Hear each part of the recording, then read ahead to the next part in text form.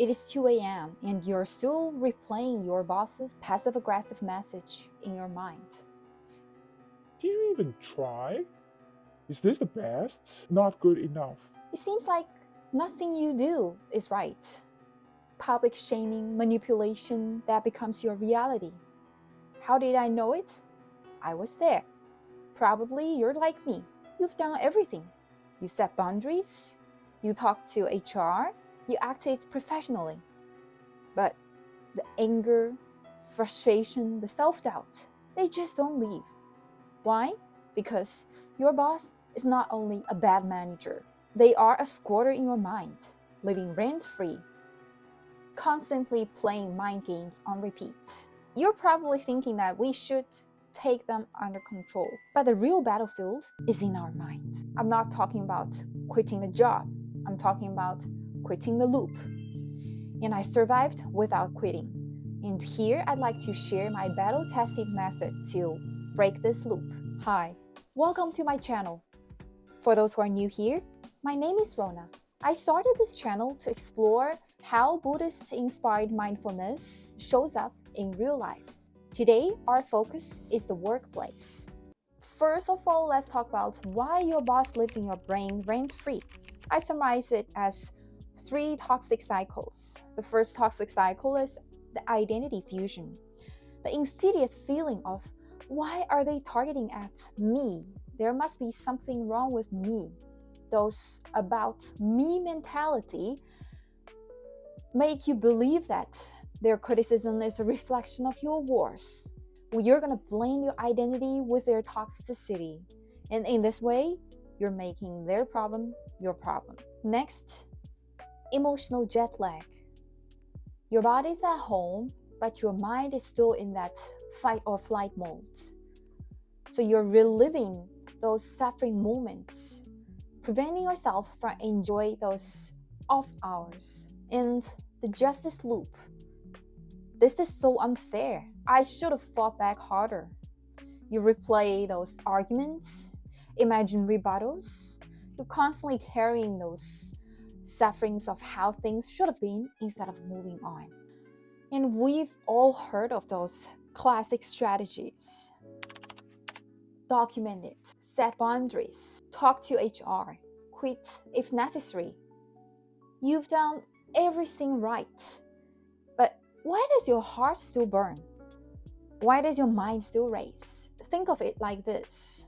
If someone throws mud at you, it is their problem. But if you keep holding on to the mud, constantly examining the mud, and letting the mud stay everywhere you touch, that is where the suffering continues, even after the initial mudsling is over. Here's the crucial insight. You don't need more control over your boss. You need more awareness of your mind, more awareness on how we process their chaos. This is where Not My Circus comes in.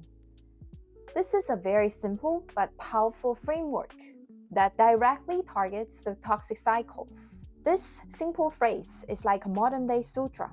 It's about reminding yourself, this drama, this negativity, this chaos, it's not my circus.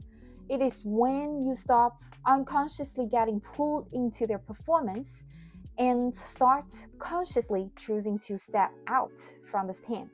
You're not trapped in their chaos.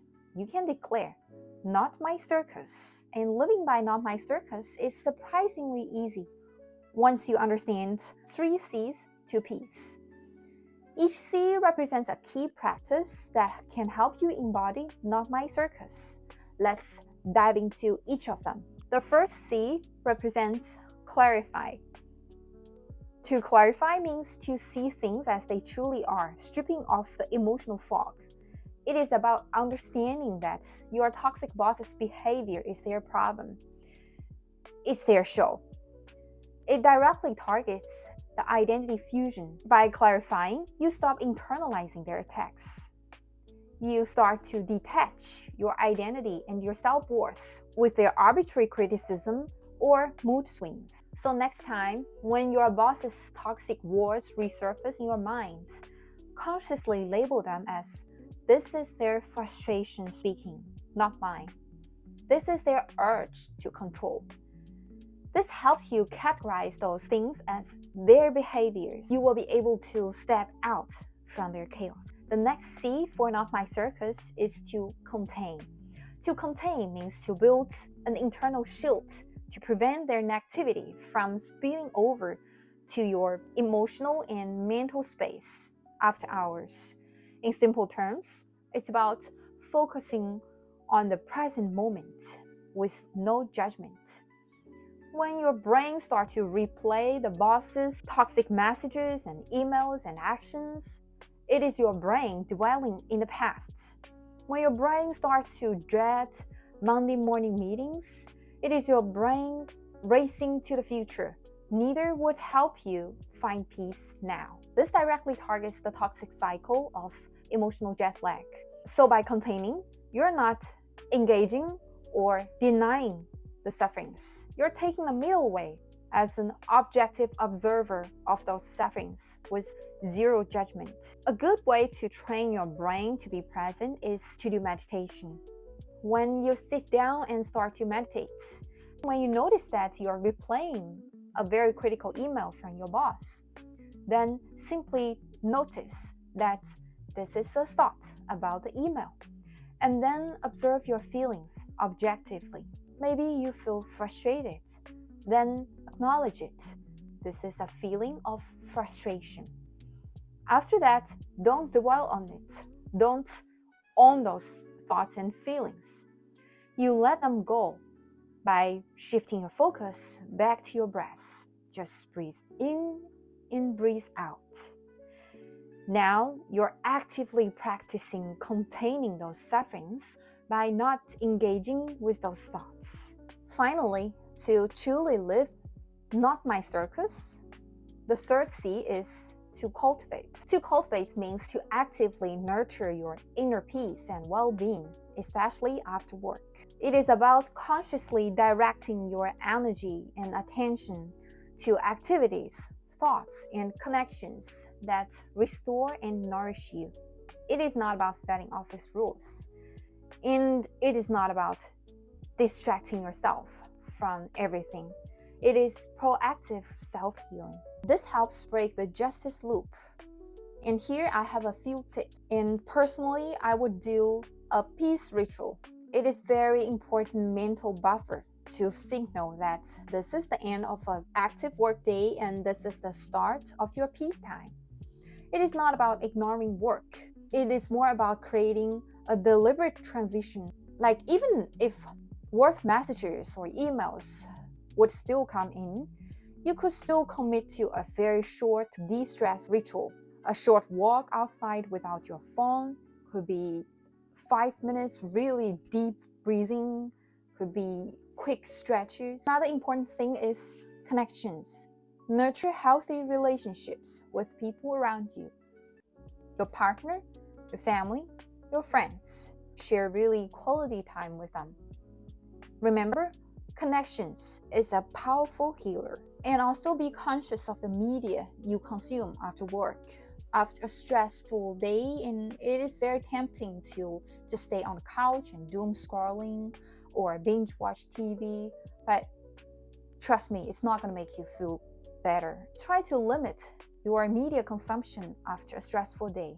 And if you're really into watching something, watch something that calms you or uplifts you. This is the one-pager for Not My Circus Sutra. Feel free to take a screenshot for later use.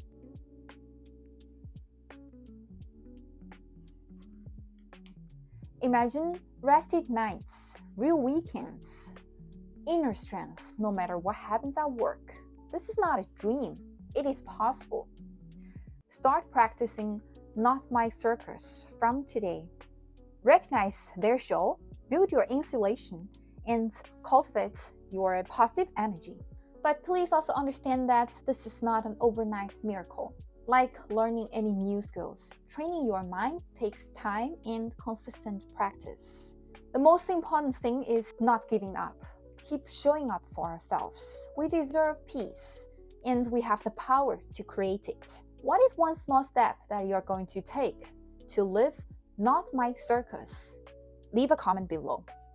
Till next time, breathe deeply, sip slowly, scroll mindfully.